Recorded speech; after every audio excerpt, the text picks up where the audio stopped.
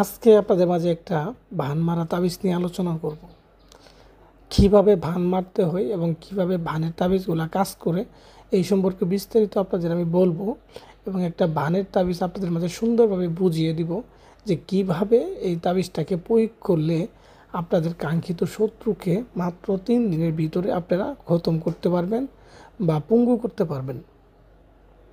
তো ভিউয়ার্স, যারা আপনার বিভিন্ন কবিরাজতান্ত্রিকের বিষয়ে ঘুরতেছেন একজনকে ভান মারার জন্য বা শত্রুকে শেষ করার জন্য, কিন্তু কোনোভাবেই তা হচ্ছে না। অযথায় আপনার আরও টাকা পয়সা লস হচ্ছে, কবিরাজের বিষয়ে ঘুরতে ঘুরতে জীবন শেষ। তো এক পর্যায়ে এসে কিন্তু আপনার এগুলোর প্রতি বিশ্বাসই উঠে গেছে। তো যাই হোক, আমি মানুষের নামে দুর্নাম করতে চাই না। তো যারা নিজেরা করতে চান, নিজেদের কাজ নিজেরাই করতে চান, তারা আমার এই তাবিজটা দিয়ে আপনারা নিজেরা নিজেদের কাজ করতে পারবেন। কিন্তু কথা হচ্ছে, আমি যেইভাবে বলবো বা যেই নিয়মে বলবো আপনারা ওই নিয়মে কাজগুলো করবেন।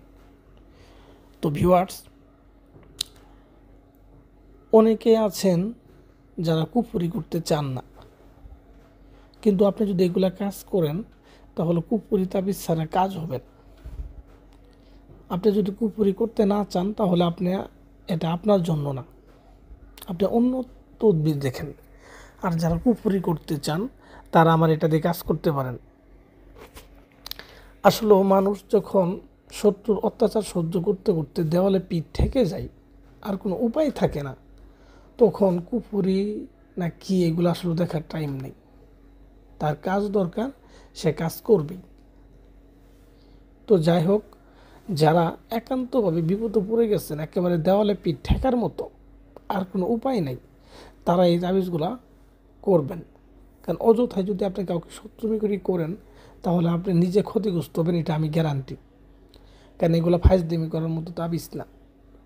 তো যাই হোক, আমি আসলে কথা বাড়াইতে চাচ্ছি না। যারা করতে চান এটা কিভাবে করবেন আপনাদের আমি বিস্তারিত বলে দিচ্ছি, আপনারা মনোযোগ সহকারে আমার কথাগুলো শুনেন এবং আমি যেইভাবে বলি ঠিক ওইভাবেই করেন। যেহেতু এটা কুফরি তাবিজ, আগে তাবিজটা ভালোভাবে দেখে নেন কোন জায়গায় কী লেখা আছে। তারপর যেহেতু এটা কুফরি তাবিজ, সেহেতু এটা করতে হবে যে কোনো শনি অথবা মঙ্গলবারের দিন। আর আপনাদের আমি বলবো আপনারা শনিবারের দিন করার চেষ্টা করবেন বেশি, এটা আমার পরামর্শ। শনিবার দিন করবেন এবং আপনি দেখবেন যেদিন কাজটা করবেন সেদিন রোদ আছে কিনা। বৃষ্টি থাকলে কাজটা করবেন না, রোদ থাকলে করবেন। দিন চড়া দিন আর কি, ওরকম দিনে করবেন। ঠিক দুপুরবেলা নিজের ঘরে বসেই এই কাজটা করবেন। নিজের ঘরে বসেই দক্ষিণ দিক মুখ করে জায়নামাজ বিছাবেন, সামলে মোমবাতি আগরবাতি এগুলো ধরাবেন, খালি গায়ে বসে তাবিজ লিখবেন, শরীরে সুগন্ধি মাখবেন, ভাতর বা সুগন্ধি এগুলো মাখবেন। তো মারার পরে আপনি এই তাবিজটা লেখা শুরু করবেন। তারপর হচ্ছে তাবিজটা কীভাবে লিখবেন, কার মধ্যে লিখবেন। তাবিজটা লিখবেন একটা মাটির মুছিতে, মাটির মুছি বা ঢাকনা বলি আমরা, ঢাকনা অনেকে ঢাকুন বলি, হ্যাঁ মাটির মুছি আর কি। এটার উপরে তাবিজটা অঙ্কন করতে হবে শ্মশানের কয়লা দিয়ে।